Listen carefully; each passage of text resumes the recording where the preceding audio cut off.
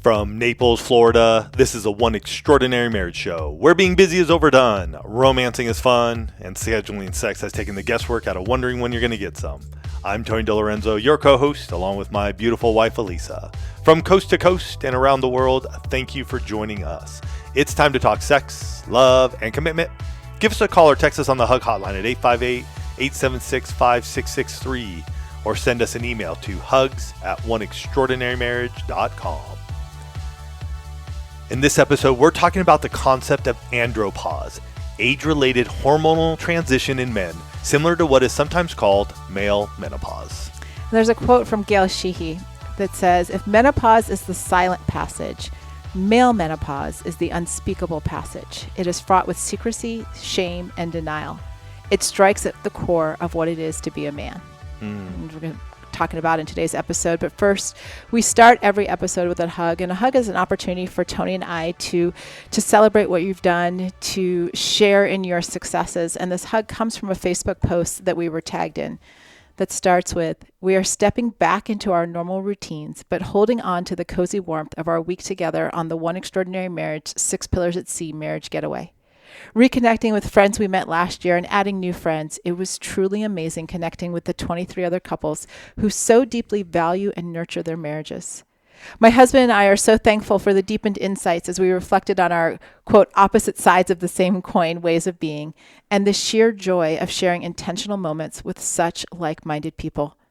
This experience was a beautiful highlight of our year, and we will cherish these memories forever." So powerful, so powerful. We love those times. And, Yes. Tony and I are starting, well, actually I should say Tony, because Tony is the brains and power behind our excursions, our trips, our adventures. But we're starting to look at the 2026 trip. And those who are in Intimacy Mastery are going to be the first to be notified and the first to be able to sign up for the trip. So if you're not a member of Intimacy Mastery yet, you can get all the details and get signed up at intimacymastery.com. Tony said at the top of this episode that we're talking about this concept of andropause. And, it's really interesting how topics come into our sphere and things like that. And last week, Tony joined me in a session of Menopause Shouldn't Suck, which I know some of you are probably scratching your heads going, why is there a husband joining you for a conversation with a bunch of midlife wives? A great question. I actually bring Tony in from time to time to join me because it's great for the wives in the community to be able to ask a husband the questions that they might not be able to ask their own husbands. Well, and it's also interesting. A number of the wives, their husbands will have questions. Correct. That they want, me to answer, and with you beside me to also get that back and forth and understanding of how we would look at a particular area. Absolutely. And so it's really valuable to have kind of the counterbalance of husband and wife or Tony being able to answer those questions. And so a few of the questions that came up last week dealing with men in midlife were, hey, Tony, what were some of the emotional changes that you or other men experience? Specifically, were grumpiness or irritability, were those factors that you had to deal with? Another question was, what physical symptoms did Tony specifically experience, but also what have you heard other men experience? And so, hearing these questions made us realize that, we've spent so much time, with developing Menopause Shouldn't Suck and whatnot around what happens to wives in midlife, but hadn't really even dedicated as far in depth as we're going to go today, just kind of into this place of like, what is that male age-related hormonal transition? What happens to men getting into this place of, it's jokingly referred to as male menopause. The technical name for it is andropause. And I just want to stop before I define andropause and say that Tony and I are not medical professionals. This episode is not to be construed as medical advice, and always seek answers to your medical questions directly from your physician or other healthcare provider. That's the medical caveat. Yeah. And I just want to say, even on this topic, I think it, for myself, not even something that I would say I have thought about maybe in the last handful of years. I really didn't even know there was a name to it. Andropause, no clue, honestly. When this question and these questions came up while I was sitting in at Menopause Shouldn't Suck, I found them to be very interesting. myself. I was just sort of like, oh, like let me think about this. Mm-hmm. And let me first give you guys the definition of andropause. It is the gradual and highly variable decline in the production of androgenic hormones, and especially testosterone in the human male together with its associated effects, that is held to occur during and after middle age. Okay, it's not menopause because there is no cessation of menstruation. Correct. But there is the decline, and I love the fact that it's variable, because it's like I tell my wives, not every wife, not every symptom.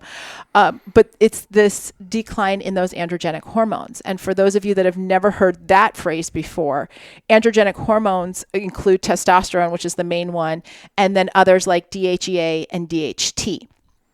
And so these, like in everybody, androgens help with bone density, muscle development, red blood cell production, puberty, sexual desire. But in men, they also contribute to their voice, the deeper voice, getting taller, hair growth, sperm development, all of that, right? So that's just kind of like a quick little, Cleveland Clinic medical background on what androgens are.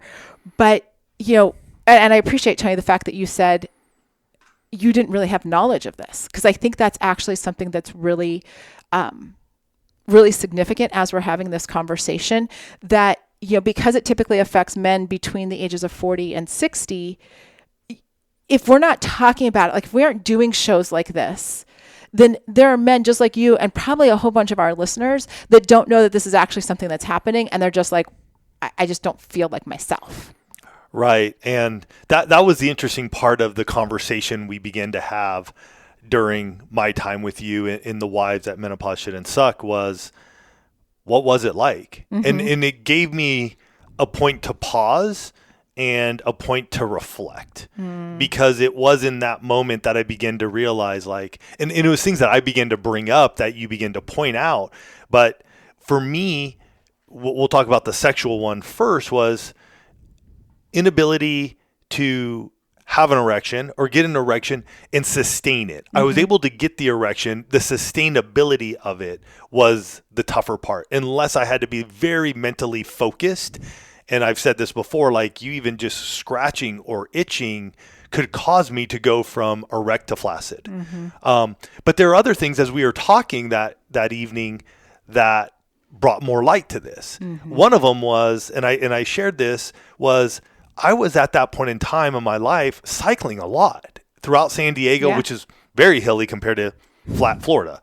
And so I had seen my body, and I have been riding, for those of you who don't know, I've been riding since I was 14 years old. So I've seen my legs develop from a very young age. And for the first time ever, I can recall looking down after doing miles and miles of cycling week after week, and looking down and going, like, my leg, my muscles, especially of my quads, just feel like they're not as defined anymore. They feel they were smaller. I'm going to straight up tell you, your legs were smaller. But they were smaller. But they also were like, I don't know, like the skin was loose. The skin was loose. All of this was going on. I was grumpy. I was irritable at times. I mean, I think this was the whole time, and we've shared this here on the One Extraordinary Marriage show, where Elisa called me out. She's like, your anger stuff needs to, like, you need to get a check on this. And I went to coaching and got coaching for about 3 months to just work through some things. And yet it was all in that sort of time frame. Now looking back, I'm going, oh, geez, like, yeah, I was going through this phase. And here's the thing, though. We never had a point where I was in, like, my 30s of a blood test or something to go, okay, well, where is your testosterone level? Where are your hormonal levels? To once we started going to the clinic, to knowing where I was. I think that's a big thing because, according to research, testosterone levels naturally begin to decrease around about the age of 30, and they decline by about 1% to 2% a year. And so what they say is that by the time a man reaches 45, many begin to notice the initial symptoms of andropause. By age 50, nearly half of men experience low testosterone levels, and this percentage increases with age. And so you can get into all of these, like, okay, I hear the numbers, but what does this actually look like? Right. And when I started finding and doing research on, like, what are the actual symptoms of declining androgens, especially testosterone. Okay, let's just talk about the sex ones first, right? Yes, low libido, reduction in erection quality, or ED, premature ejaculation. Okay, so we've hit the ones that everybody, I think, naturally just associates with low testosterone. I would agree with you 1,000%. I think that's where us as men and as husbands, that's where we focus on first and foremost. Obviously, to a lot of the ads, a lot of what we are shown, that's what it all leads to. It's like, it's all about the little pill. Right. Like, I want an erection, I want it to be stiff, and I want it to be hard for the duration of my sexual intercourse. Boom. But, and this is where things get really, really interesting in midlife marriage. Let's talk about the symptoms that are not the sexual symptoms. Let's talk about the fact that there are emotional and mental symptoms like irritability, nervousness, depression, low self-confidence, mental fogginess, and forgetfulness. All of those I had. Physical symptoms: fatigue, low energy levels, stubborn weight gain, especially around the waist, reduced lean muscle mass, poor muscle definition, bone density loss, osteoporosis, decreased body hair, and breast enlargement. The top 3. Well, yeah, he definitely had the fatigue, low energy levels, stubborn weight gain, reduced lean muscle mass. And then you get into some other symptoms that I'm just going to float out there because some of those actually do sound like some of and there are a lot of similarities between both men and women when we're going through these midlife hormonal changes. And so some of you wives are just like, well, that kind of sounds like me in a few of those things. Mm-hmm. Absolutely. Because then there are these other symptoms that don't neatly fall into one of those other categories. Things like insomnia or disrupted sleep patterns. Still dealing with that. Hot flashes or sensations of heat. Circulatory problems, excessive sweating, frequent headaches, generalized aches and pains. Hello, Tony Shoulder. Difficulty recovering from physical activity. Like, you start looking at this list and, husbands, as you're listening to this, I just want you to know, like it's okay. It's normal. Like, your bodies are changing. Your wives' bodies are changing. It is no wonder that midlife is a crazy time for marriages. Mm-hmm. Like, you look at that list, you pair it to everything we've shared with you guys in previous episodes about, women's menopause. And we've got to get to a place where we're being proactive, where this isn't just something where we're like, well, you know what? I guess it's going to be dad bod and I can't get an erection and this is just what it's going to be. No, we got to step into a place just like wives do where it's like, hey, what can we do about this? What can I do about this? And we're going to talk about that after this break. It's crazy how your neck is one of the first places to show signs of aging. It goes unnoticed for decades, and then one day you're like, what is happening to my neck? That's why Go Pure Beauty developed the revolutionary Tighten and Lift Neck Cream. Powered by clinically proven active ingredients, this advanced formula is designed to visibly firm, smooth, and rejuvenate the delicate skin on your neck and chest in as little as 4 to 8 weeks. See, the skin on your neck is thinner, more delicate, and less oily than facial skin, and it requires specialized care. Go Pure's Firming Complex targets the unique concerns of the neck while nourishing and strengthening your skin for a more lifted, youthful look. I can't wait to get this product and see what it does for me. Just because I'm aging doesn't mean my skin has to look older. With over 1 million jars sold, this beauty secret is no longer a secret. For a limited time, our listeners get 25% off Go Pure with code MARRIAGE at checkout. Just head to gopurebeauty.com/marriage, use code MARRIAGE, and you're all set. And after you buy, do us a favor. When they ask where you heard about Go Pure, tell them it was from our show.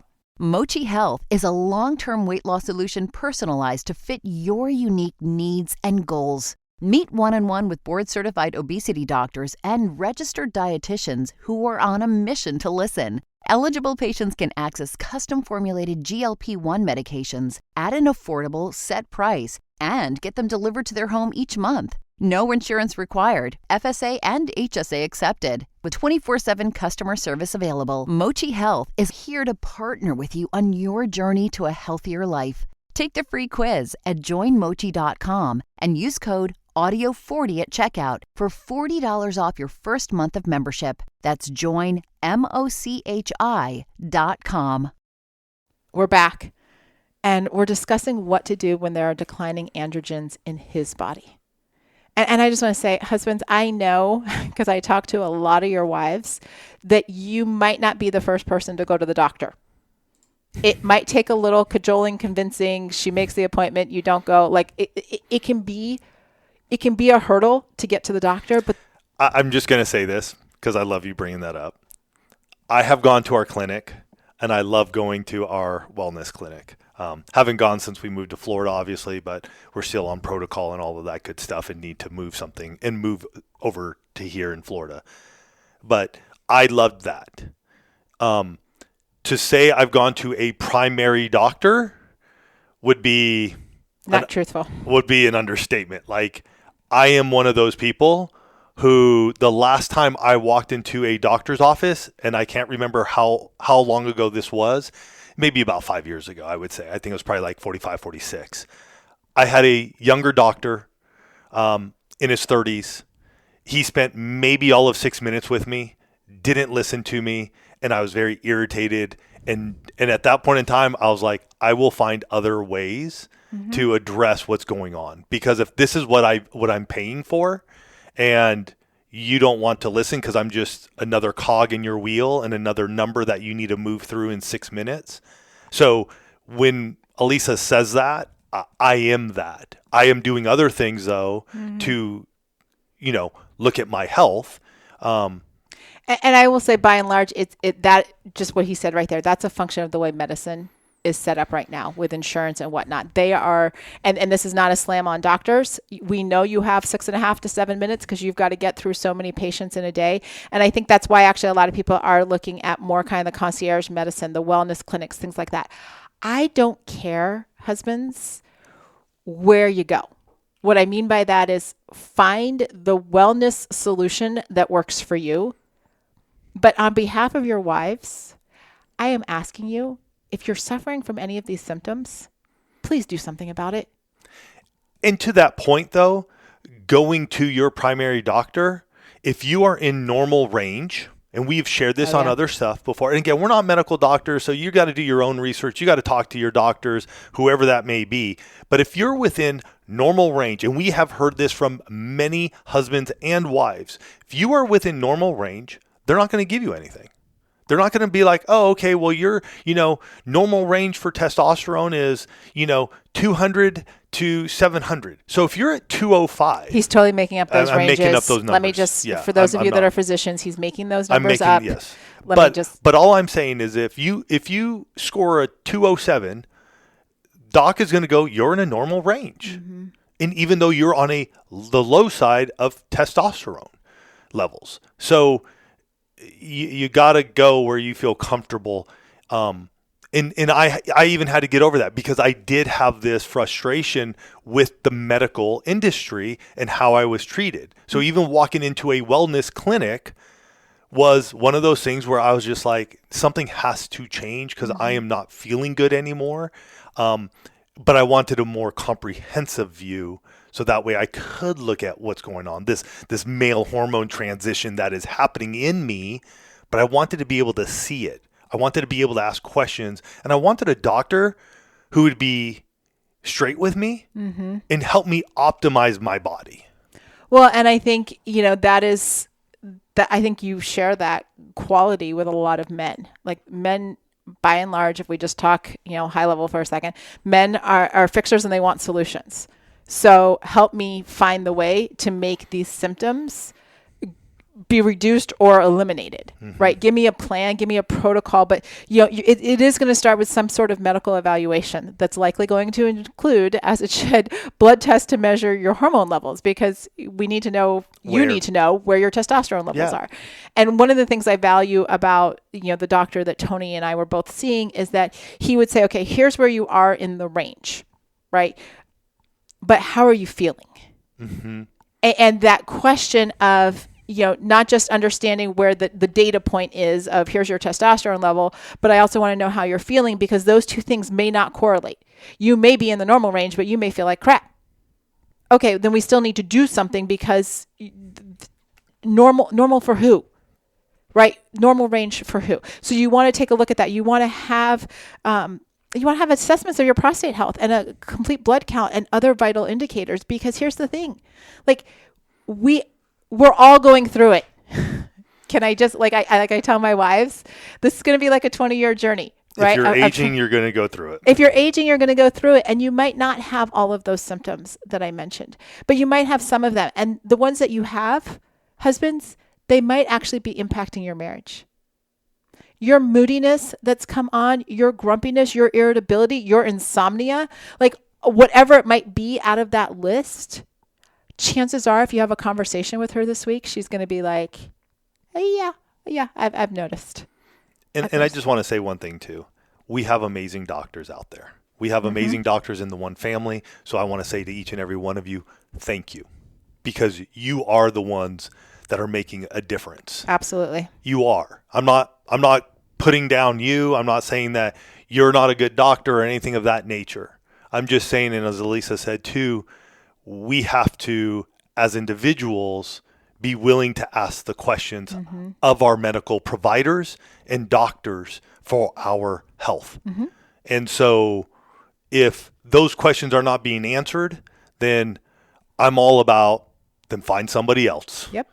Just as if a plumber were to walk into my house and doesn't do a great job, I'm not calling them back. I'm not calling the company back.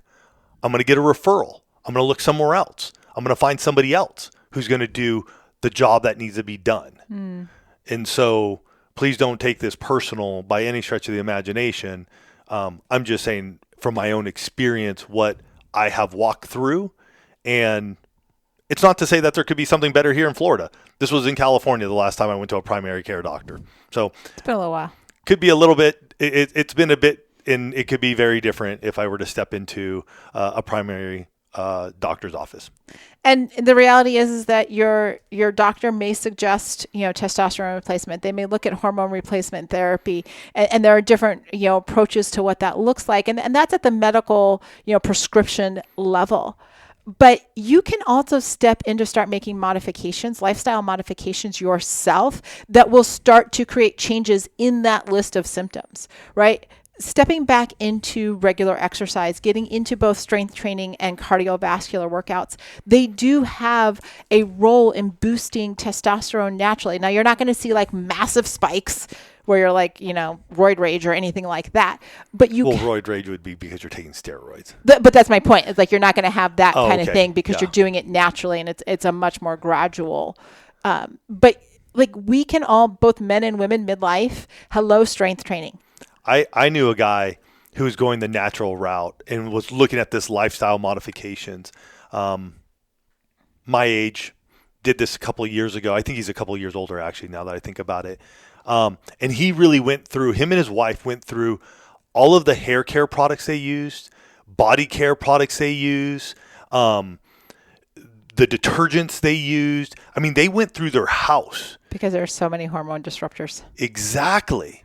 And they went through a ton to get these hormone disruptors out of their home. And I remember talking to him, and we did actually some coaching together. And it was just interesting to hear because he was doing his regular blood tests and just getting like blood panels. And literally by him taking out all of these products, he was able to boost his testosterone. Now, it's not the same as if you're doing hormone replacement therapy. Sure. And yet it was a lifestyle modification that they were willing to do. And I was like, wow. And his exercise too, like his regular exercise, he started changing it a bit, like loved skateboarding. So he got back into skateboarding again and, just went after some stuff and the change that happened, right? Like you even say here, healthy eating.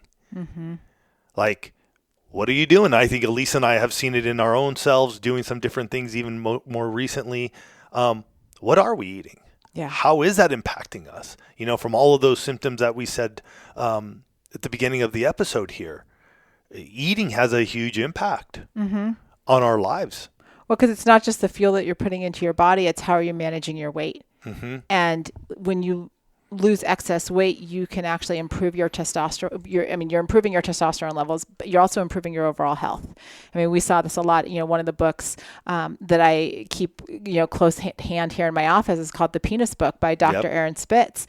And I remember the first time that we read that book, and Tony, actually went on, he recommends some changes to nutrition in terms of, looking at exactly what you're eating in terms of your lean proteins, healthy fats, whole grains, and whatnot.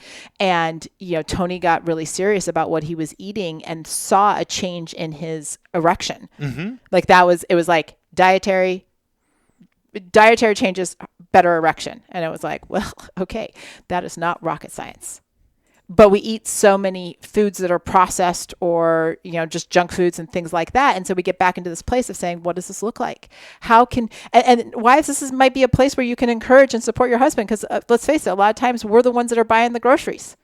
So what are we bringing into the house to be able to help our husbands and ourselves, be healthier, better weight management, all of that kind of stuff. And then finally Can I just say one thing about that too? I do. Because Elisa and I, since moving here to Naples, our dietary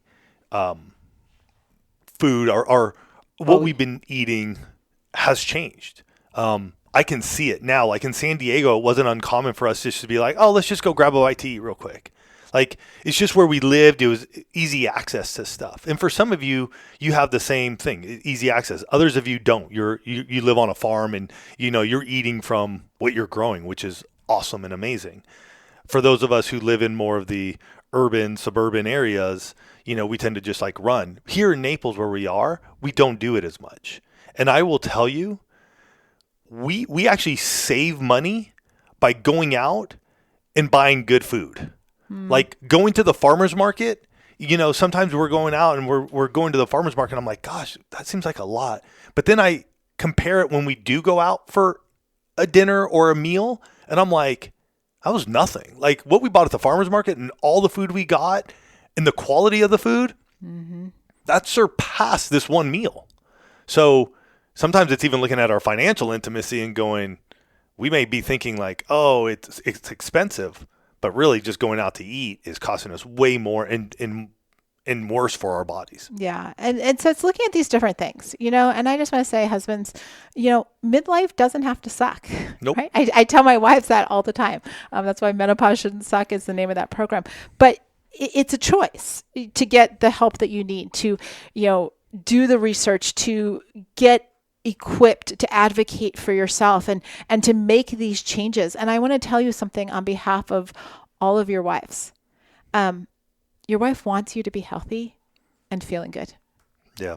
She wants you to be around for a long time. And maybe she's tried to say it. Maybe she's, hinted. Maybe she's been much more direct. And maybe it's been hard to hear it from her. And so I hope you'll listen to me. As a wife who is in midlife, married to a man who is in midlife, I want Tony around for a really, really long time.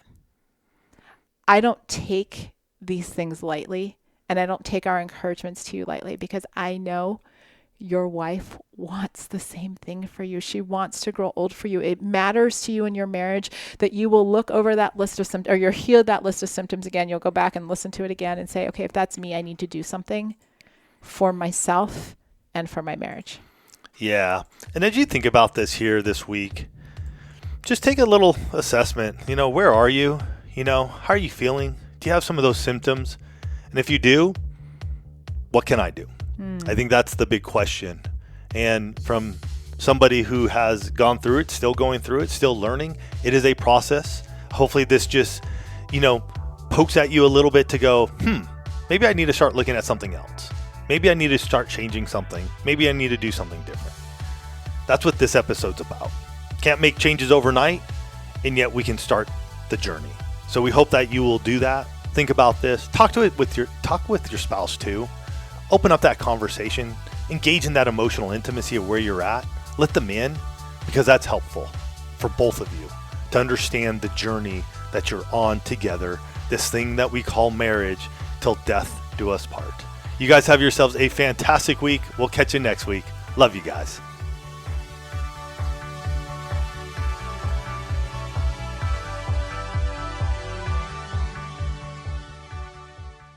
Thank you for listening to the One Extraordinary Marriage Show. If you love this podcast, please leave a review on Apple, Spotify, or wherever you are listening. Your review helps others find the show and know that it's the right fit for them and their marriage.